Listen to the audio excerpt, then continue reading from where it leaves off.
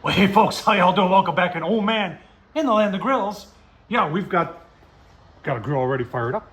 Got the Masterbuilt 1050 already fired up. And you say, Tom, Kool-Aid, what do you? One of you great people out there said, Tom, have you ever tried cherry Kool-Aid ribs? And I said, no. And so we're going to use some cherry Kool-Aid today.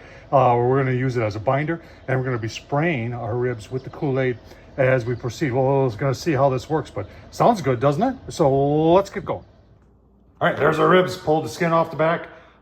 Got the Kool-Aid on there. I'm using just spray bottle there. Use it as a binder. And then, yeah, we're using some Boar's Night Out. Midwest stuff. This stuff is really good if you can find it, folks. Both sides of it. This is going to go on the grill low and slow, 225, get some smoke on there. We're going to occasionally give it a spritz of the Kool-Aid. And hopefully in the end, we'll be able to say, oh man, yeah, a little hint of Kool-Aid in our ribs. All right, let's take a look at the setup on the Masterbuilt. Set at 225, Masterbuilt's dialing itself in. Reading a little bit lower here, but I do have a water pan in there, and my past experience shows me that that affects the lid temp. You see we got a water pan in, there's our ribs. On the middle rack, I like the rack setup on this Masterbuilt. There's so many things on this grill that I like, that I wish we could take the good things from here and the good things from that one there, incorporate them all together. Man, we would have one heck of a grill then. Using lump in here, and I've got some pieces of pecan in here, and if you're wondering what I'm using, do you even have to ask? B&B, folks. I got the B&B hickory in there. It's hotter, longer, cleaner, and then the B&B pecan over there. Pick it up at Ace Hardware, folks. All right, just shy of 2 hours. Smoke's rolling. Let's take a look-see at our cherry Kool-Aid ribs here.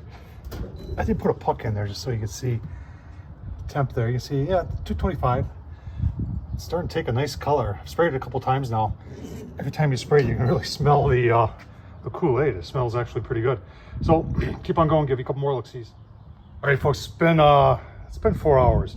We did 3 hours at 225. I did bump it up to 250. Been spraying it with the Kool-Aid. Just want to show you the color. Look at that color on there. Holy cow. That is, and the smell from every time you spray the Kool-Aid on there, it's really, it smells like cherry Kool-Aid. So we're gonna be, we're gonna pull this off, and we're gonna dump the water out, and we are gonna wrap these ribs for 1 hour. We're gonna use Kool-Aid in there as the wrap, and then put them on.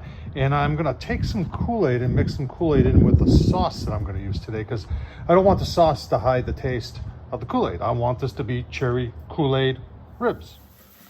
I can't get over the color, folks. That is just phenomenal. And the smells just like cherry Kool-Aid. All right, so we did an hour with the Kool-Aid in there. You see we got some nice pullback on the bones there. And then I just had a little bit of Blues Hog Championship blend, and I put the rest of the Kool-Aid in there, shook it up, because I really don't want to mask the taste of the cherry Kool-Aid. So I've got, you can see it's relatively thin, and I'm just putting it on there. We're gonna put it back on the grill, 225. I got some smoke still rolling on the Masterbuilt, and we'll probably give it a couple more coats of this Kool-Aid Blues Hog sauce, and next thing you know, we'll be eating them. Oh man. All right, let's cut them open. I'll tell you what, these look very, very nice. So let's open them up and see if they taste very, very nice.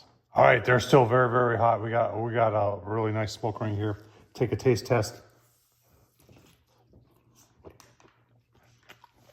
Oh, no, if you grew up loving cherry Kool-Aid ribs, oh man. Remember, if I could do it, so can you. Tom Horsman on YouTube, thumbs up, leave a comment, and as always, thanks for watching.